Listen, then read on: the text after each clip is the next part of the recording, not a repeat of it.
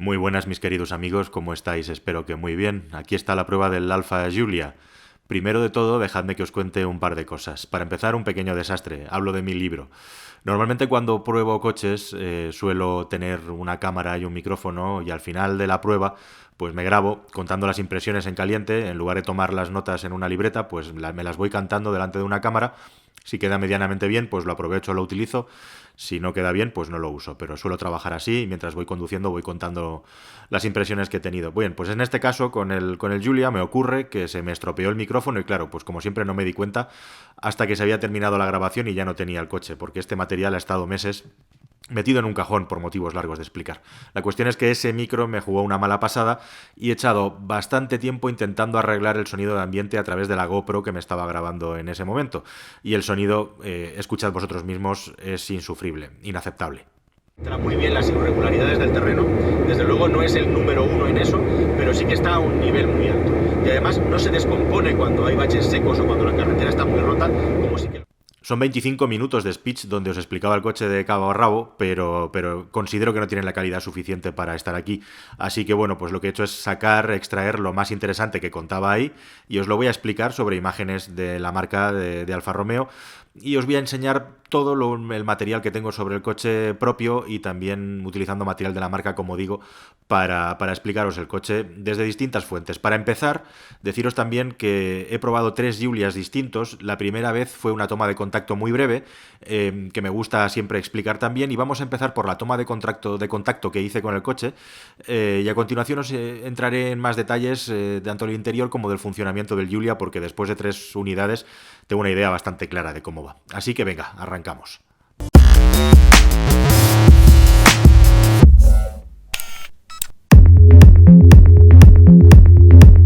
El Alfa Romeo Giulia es la vuelta a la esencia de Alfa Romeo. Es mejor que te lo cuenten sus responsables. El Giulia es un producto realmente importante para nosotros, es el comienzo de la vuelta de Alfa Romeo, es el primero de 8 productos que se van a lanzar en los próximos años al mercado y sobre todo es la vuelta de Alfa Romeo al segmento D, Premium, y se empezó con una hoja en blanco, sin ningún compromiso, es decir, digamos que esas limitaciones que a veces los ingenieros imponen en el desarrollo del vehículo, en el caso del Giulia fue al contrario. Nosotros quisimos hacer un vehículo que sobre todo pusiera al conductor en el centro de atención, que llega a la deportividad no solo a través de la potencia, sino sobre todo a través de la utilización de materiales ligeros. Para proyectarse al futuro, Alfa Romeo ha vuelto a la esencia de su pasado: motor longitudinal y tracción trasera.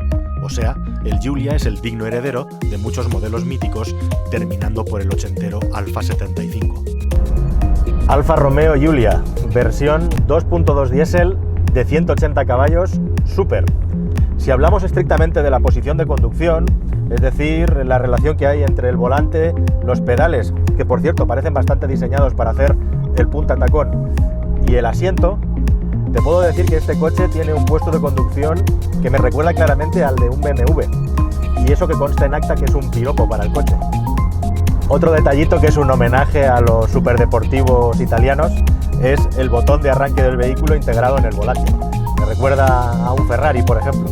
Y sí, si te estás preguntando si el Giulia tiene las características que se pueden esperar de todo Alfa Romeo que se precie, sin duda. Lo que más destaca en este coche a la hora de sentarse en él posiblemente sea el tacto de la dirección. Es una dirección que tiene muy poca desmultiplicación y por eso es muy directa.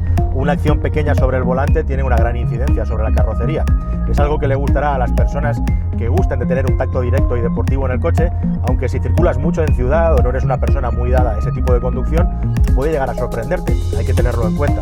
Otra cosa que me llama la atención es el tacto del cambio, está bastante bien, es un cambio con una palanca cortita de tamaño, con lo cual tampoco tiene un recorrido muy largo y es agradable de utilizar que en esta versión diésel, en un coche con ínfulas de ser premium, tenga esa vibración tan palpable en la palanca del cambio. Eso es un defecto que desmerece un poco.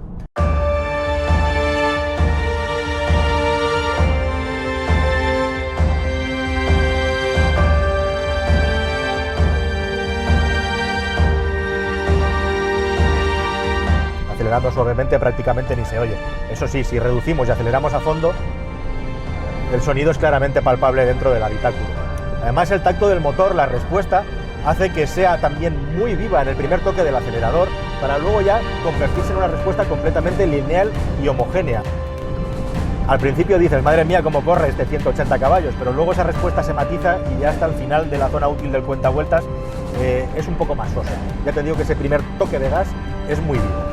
Siendo un coche muy directo, contrasta con que la dirección, el embrague, todo es muy suave. Se puede manejar con mucha facilidad y mucha suavidad, lo cual es interesante para poder hacer una conducción sintiendo lo que estás haciendo y al mismo tiempo que no te cueste ningún esfuerzo.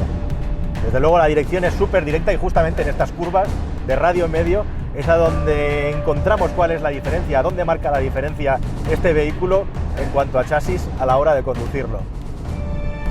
Sin duda se puede decir que el tacto del Giulia es de vehículo deportivo.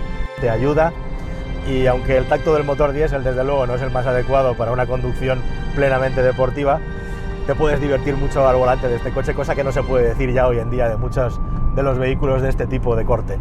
Y de este tipo de carrocería. Y de este tipo de carrocería que quería decir, perdonad, pero traspasar el audio de la televisión a internet es complicado. Bueno, os estoy enseñando aquí la pantalla del Giulia, veis el truco que ha hecho la marca, que es crear toda esta zona, digamos, entre comillas, acristalada, como si fuera una pantalla, cuando realmente la pantalla que puedes elegir entre dos tamaños no ocupa toda esa superficie, ¿no? Pero es una solución, podríamos decir, elegante e interesante.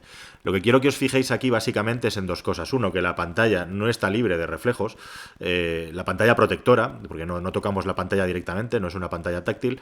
Y en segundo lugar, que la calidad y modernidad de los grafismos y el funcionamiento tampoco es que sea una cosa, digamos, extremadamente interesante o premium, podríamos decir, ¿no? Creo que es francamente mejorable y que no es lo más moderno que he visto en este tipo de tecnologías hasta la fecha. Bueno, de todas maneras, como os digo, ya ahí veis un buen reflejo, la solución y ahora el polvo es suficientemente buena, al final funciona razonablemente bien y se maneja desde un mando que os enseñaré más adelante. A pesar de no ser especialmente largo, gracias a la generosa distancia entre ejes, el espacio interior es bueno, especialmente la cota de longitud para las plazas traseras. En el medio, el túnel de la transmisión hace que un tercer ocupante vaya incómodo. Pues ya lo veis, por la longitud que tiene la distancia entre ejes y demás, es un coche interesante para 4 personas. El túnel central quita bastante espacio para 5. Ahí veis imágenes derrapando del Giulia QV, el producto, digamos, estrella, que bueno, pues es un coche súper exclusivo que muy pocos van a comprar. Y realmente lo interesante del Giulia, por encima de todo, su comportamiento dinámico, que sí, para mí es el mejor coche de su clase por encima de las marcas premium.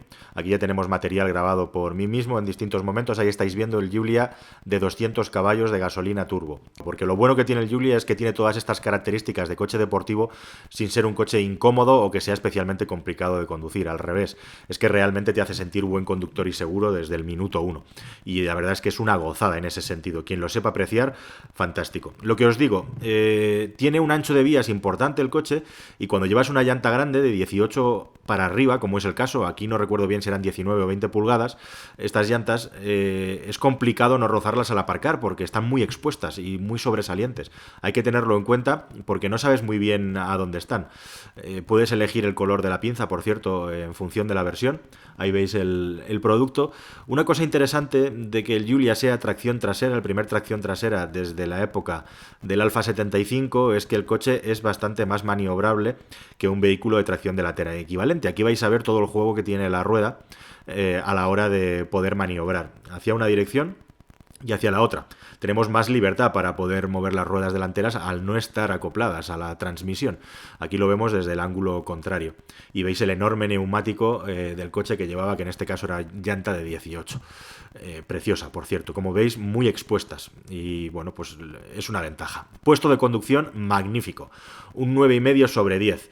Volante con grosor y tamaño perfecto, posición de conducción mucho más baja de lo normal si quieres conducir así, mucho más tendido y con el volante cayendo en vertical. Y ese botón de Start and Stop, homenaje a Ferrari que tenéis ahí, que la verdad es muy bonito, es un detalle muy racing, con las orejas del cambio automático detrás, pero que a nivel de ergonomía no aporta nada. Realmente es un detalle puramente estético que bueno, pues gustará, pero en la práctica no sirve para mucho. Pero lo importante es que la posición de conducción es muy buena, muy sobresaliente. Calidad de los materiales y de de acabados, pues cara y cruz. Hay cosas que están muy bien hechas y otras en las que se ha ahorrado claramente para el precio del coche.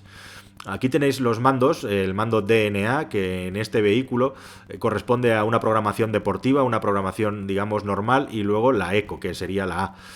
Ahí tenemos el mando de la radio y debajo el mando que nos permite movernos por los distintos menús de la pantalla. No tienen un tacto, digamos, especialmente espectacular, podría decir. Y la palanca de cambio secuencial, que es una solución que, por cierto, inició BMW, que, bueno, pues no se ha extendido mucho en el mundo del automóvil y que no le veo mucho sentido. Por cierto, si eres de los que te apoyas cuando conduces en la palanca, pues se puede cambiar a neutral y vas a dejar de hacerlo. Al menos para eso sirve.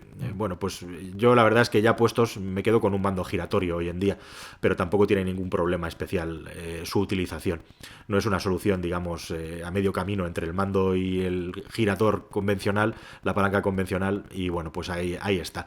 Hay varias cosas secuenciales. Aquí tenéis los 3 programas en la pantalla que os explicaba, y las acciones que he hecho antes en el mando las tenéis ahora replicadas en la pantalla del coche, que como os explicaba, pues a nivel de grafías y a nivel de calidad, pues un término medio bajo, podríamos decir, para el nivel del coche. Y de nuevo el botoncito de Start and Stop, que es toda una curiosidad, directamente heredado de Ferrari. Cuando vas a apagar el coche y encenderlo, como no hay ningún coche que lo tenga así, te vas siempre a otro sitio. Ahí tenéis el detalle de las palancas, de las orejas. El Stelvio como el Giulia tienen un intermitente secuencial. Le das un toque y 3 pulsaciones como en todos los coches. Le das un toque más largo pasando la resistencia y se queda el intermitente encendido. En todos los coches con intermitente secuencial que he probado en mi vida, el intermitente se vuelve a quitar dándole un toque en la misma dirección, que es lo lógico. Pues no, en el Giulia, en el Stelvio, tienes que darle hacia arriba o a la dirección contraria. A lo cual yo me pregunto, ¿para qué poner un intermitente en secuencial si tienes que hacer las mismas acciones que en un intermitente normal? No lo entiendo. O sea, es mucho más cómodo darle en una dirección y quitarlo en la misma dirección, que es a donde tienes puesto el dedo. Pues aquí no, aquí le tienes que dar para abajo y para arriba, para quitarlo, o viceversa, para arriba y para abajo. No lo acabo de entender, la verdad. El sistema de limpieza del limpiaparabrisas del Stelvio está integrado en el propio limpia, suelta el chorro de agua dentro del limpia y lo que tenemos como resultado es que limpia estupendamente la ventanilla del conductor en lugar del limpiaparabrisas, porque a determinadas velocidades con el viento pues el agua se va a donde no debe. Ahí lo veis perfectamente, a la izquierda. No es la mejor solución, desde luego. Pequeños detalles que, bueno, son interesantes reseñar, pero por encima de todo está el comportamiento dinámico del coche. Y la gracia del Stelvio es que lo hace, como os cuento, sin tener tecnologías especiales. Simplemente se han gastado mucho dinero en poner este coche a punto de suspensiones, que es una de las especialidades de Alfa Romeo. Si me pongo a pensar, no recuerdo ninguna berlina, digamos, normal, no la versión M o superdeportiva, que vaya mejor que este coche. El único coche que podría poner al mismo nivel o por encima es el BMW 330 de hace 2 generaciones, aproximadamente de hace 2 años, con absolutamente todos los extras de suspensión, es decir, la suspensión deportiva, la dirección especial, etcétera, etcétera. Pero en el BMW había un detalle, que es que iba de cine, era realmente brujería lo bien que iba, siempre que el asfalto estuviera bien. Si se rompía, la cosa se iba de madre y el comportamiento dinámico iba mucho peor. En este caso no es así. El coche va siempre bien, te ayuda a redondear las curvas la trasera y no hay prácticamente subviraje, salvo que vayas ya muy pasado.